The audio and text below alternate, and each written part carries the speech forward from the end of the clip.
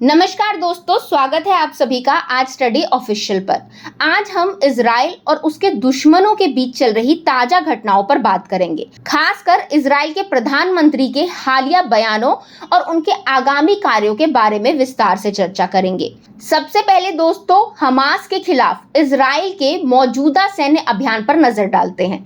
जैसा कि आप जानते हैं कि गाजा पट्टी में हमास एक प्रमुख आतंकवादी संगठन है जिसने इजराइल के खिलाफ कई बार हमले किए हैं। हाल ही में दोस्तों, इजराइल ने गाजा में हमास के आतंकवादियों का लगभग खात्मा कर दिया है। प्रधानमंत्री नेतन्याहू ने घोषणा की है कि गाजा में हमास के खिलाफ लड़ाई का मौजूदा चरण लगभग समाप्त हो गया है। इजराइल ने अपना नया लक्ष्य हिजबुल्लाह को बना लिया है।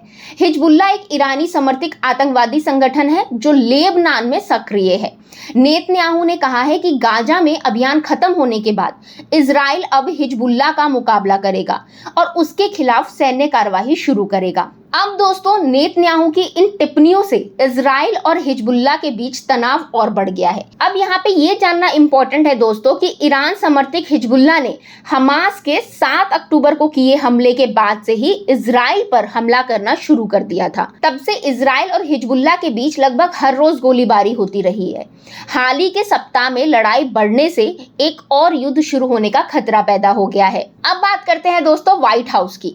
तो इजराइल और लेबनान के बीच तनाव को कम करने के लिए व्हाइट हाउस के दूत एमोस होचस्टीन ने हाल ही में इजराइल और लेबनान के अधिकारियों से मुलाकात की थी।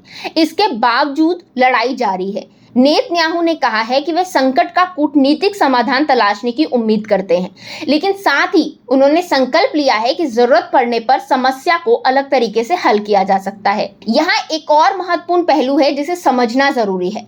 इजराइल के प्रधानमंत्री नेतन्याहू ने हाल ही में अमेरिका पर आरोप लगाया कि वह इजराइल को हथियार की आपूर्ति रोक रहा है। नेतन्याहू ने कहा कि लगभग 4 महीने पहले अमेरिका से इजराइल आने वाले हथियारों में तेजी से कमी आई है। उन्होंने कहा कि इजराइल ने कई हफ्तों तक अपने अमेरिकी दोस्तों से शिपमेंट में तेजी लाने का अनुरोध किया, लेकिन इसमें सफलता नहीं मिली।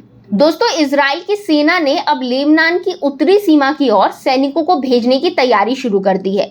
नेतन्याहू ने कहा है कि गाजा में कम सैनिकों की जरूरत होगी, जिससे उन्हें हिजबुल्लाह के खिलाफ लड़ने का मौका मिलेगा। उन्होंने कहा कि हमारे पास कुछ सैनिकों को उत्तर में भेजने की संभावना होगी और हम ऐसा करेंगे। अब बात करते हैं दोस्तों हिजबुल्लाह के इतिहास और इजराइल के खिलाफ लड़ाई की। तो हिजबुल्लाह का गठन 1980 के दशक में हुआ था और ये संगठन लेबनान के शिया समुदाय का समर्थन करता है। हिजबुल्लाह को ईरान से वित्तीय और सैन्य सहायता मिलती है। इस संगठन ने इजराइल के खिलाफ कई बार हमले किए हैं और इजराइल के लिए एक प्रमुख सुरक्षा खतरा बना हुआ है। दोस्तों, नेतन्याहू ने यह भी संकेत दिया कि वह हिजबुल्लाह के खतरे के कूटनीतिक समाधान के लिए तैयार है, लेकिन ये हमारी शर्तों पर होना चाहिए। उन्होंने कहा कि किसी भी कूटनीतिक प्रयासों में वास्तविक समाधान शामिल होना चाहिए, जिससे सीमा से हिजबुल्लाह को हटाना शामिल हो। तो दोस्तों, इस वीडियो के लिए बस इतना ही। अगर आपको वीडियो पसंद आया हो तो वीडियो को लाइक करें, शेयर करें और चैनल को सब्सक्राइब करना बिल्कुल ना भूलें।